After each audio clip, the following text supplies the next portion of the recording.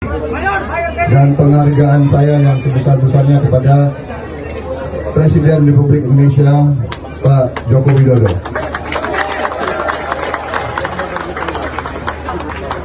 Dengan kenegarawanan beliau telah memberi contoh rekonsiliasi besar.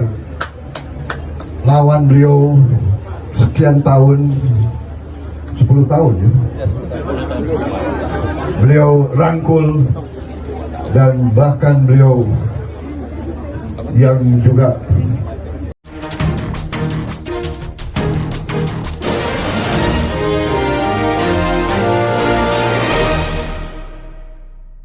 Selamat malam para netizen dimanapun kita berada, salam inspirasi bagi kita semua ya. Setelah ya Pak Jokowi tidak salami Prabowo begitu kan ya.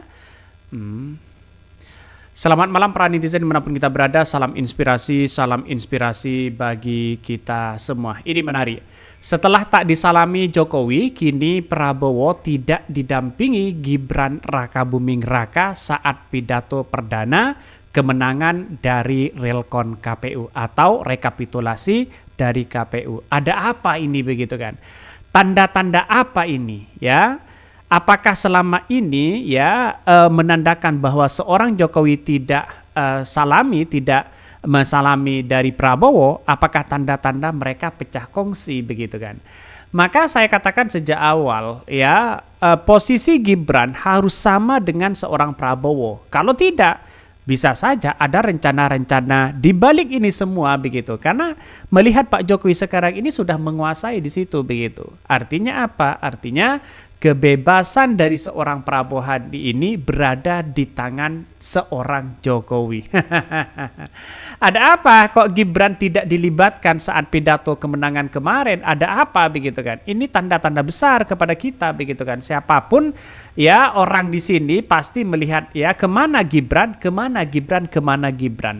Di situ ada Bahlil, ada Kaisang, semuanya begitu kan. Ada ya yang nggak ada itu adalah Gibran di situ. Saya nggak tahu begitu. Kenapa ini momen ya yang begitu yang begitu memukau di situ saat katanya kemenangan hasil Pilpres 2024 pada hari Rabu kemarin, Prabowo Subianto tidak ada pendamping wakil mereka.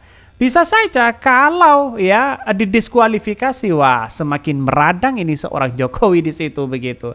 Artinya ketika melihat pidato-pidato seperti ini banyak muncul spekulasi begitu kan ya. Kenapa Gibran tidak tidak ada di situ? Ada apa katanya begitu kan. Ini banyak muncul spekulasi begitu sehingga masyarakat bertanya-tanya. Jangan-jangan pecah kongsi ini. Jangan-jangan ada sesuatu yang kemudian ya tanda-tanda ambiar atau apa begitu. Tapi yang jelas ya dalam situasi seperti ini maka cawi-cawi seorang Jokowi pasti kuat hari ini begitu. Bukan tidak mungkin bukan seorang Gibran yang didiskualifikasi. Jangan-jangan Prabowo di situ. ini lucu begitu kan ya. Masa ada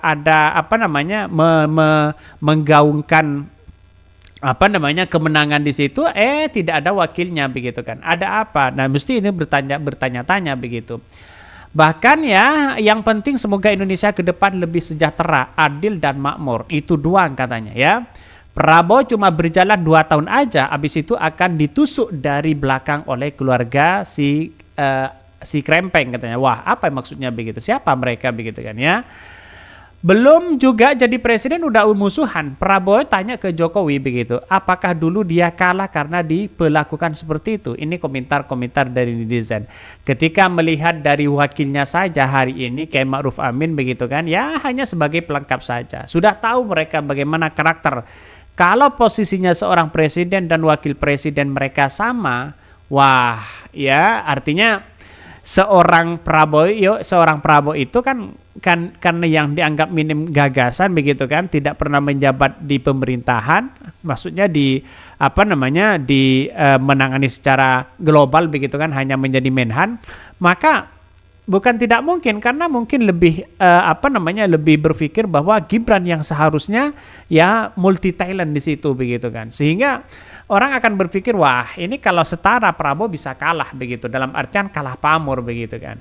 Maka saya katakan sejak awal, wah ini ada apa? Jangan-jangan ini pecah kongsi atau bagaimana?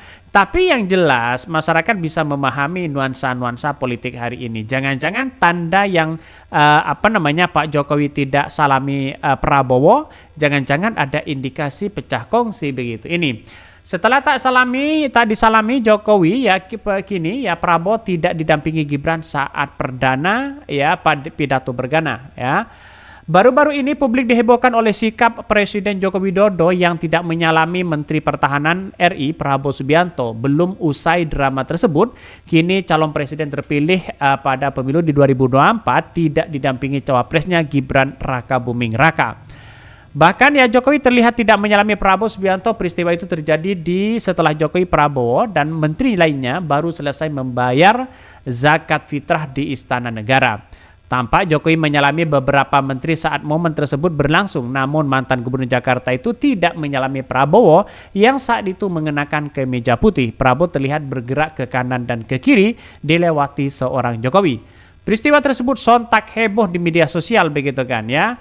Belum lama kehebohan itu begitu. Bahkan saat pidato kemarin pasca penetapan menjadi pemenang Pilpres itu katanya tidak didampingi oleh seorang cawapresnya yaitu Gibran Rakabuming Raka. Jelas di situ begitu kan. Artinya nuansa-nuansa seperti itu apakah tanda koras ya? Seorang Gibran ini hanya dijadikan banser begitu kan, hanya dijadikan ya pajangan saja begitu. Pada hakikatnya seorang Jokowi di situ sudah banyak memberikan tanda-tanda begitu. Kalau tidak diposisikan sama, ya bisa saja Pak Jokowi hari ini bertindak begitu kan. Jadi intinya adalah dari semua ini begitu kan, apakah inilah taktik politik yang dimainkan ya? Kenapa Gibran jarang dilibatkan begitu kan ya? Jarang dilibatkan. Seharusnya kan dilibatkan ya sepatah dua kata lah begitu kan untuk mengungkapkan rasa terima kasih kepada rakyat Indonesia kalau mereka menang, kan seharusnya kan seperti itu begitu. Kalau ini kan tidak begitu ya. Bahkan ya Prabowo menyampaikan pidato perdana usai ditetapkan sebagai pemenang Pilpres 2024 di kediamannya di Jalan Kertanegara 4, Jakarta Selatan berdasarkan pantauan bisnis ya. Seluruh sekjen dan ketua parpol Koalisi Indonesia Maju hadir, namun Gibran Rakabuming Raka tidak hadir. Bahkan Prabowo puji-puji Jokowi dalam pidatonya yang menyampaikan terima kasih kepada Jokowi, terima kasih ya kepada rakyat Indonesia membuat terpilih menjadi presiden. Lagi-lagi mereka masyarakat Indonesia sudah banyak yang kemudian tidak percaya lagi begitu kan ya. Saking menariknya dari beberapa kata-kata dari seorang Prabowo di sini menyatakan bahwa saya sebagai presiden terpilih begitu kan menunjukkan ya kinerja saya kepada di depan Anies Baswedan, di depan seorang Ganjar katanya begitu kan. Saya akan tunjukkan kepada koalisi-koalisi mereka katanya begitu kan. Ya saya kira gampang lah kalau untuk berbicara seperti itu. Tapi nanti begitu kan ya, secara faktual, secara dinamikanya apakah gampang? Bagaimana oligarki yang harus dipelihara? Bagaimana mungkin begitu yang satunya ini minta itu dan sebagainya begitu kan. Maka saya yakin dan saya yakinnya sekarang mulai heboh dan mulai gaduh begitu kan. Belum menjadi apa-apa sudah pertama sudah rebutan jabatan, inginnya 5 menteri, inginnya berapa menteri dan sebagainya. Sudah kelihatan di situ begitu. Sehingga masyarakat bisa memahami bahwa ini tidak hanya sekedar masalah politik, tapi masalah nuansa kekuasaan, setidaknya mereka akan menjadi rebutan begitu kan ya. Ya karena mungkin banyak yang mengatakan saya punya sumbangsi ini, sumbangsi itu dan sebagainya. Oke, mungkin itu ya yang kami sampaikan ya. Tonton terus channel Hodari Podcast Rakyat ini karena ada berita-berita menarik dan viral setiap harinya. Salam para netizen, salam inspirasi bagi kita semua. Jangan lupa di-subscribe di YouTube Hodari Podcast Rakyat ini.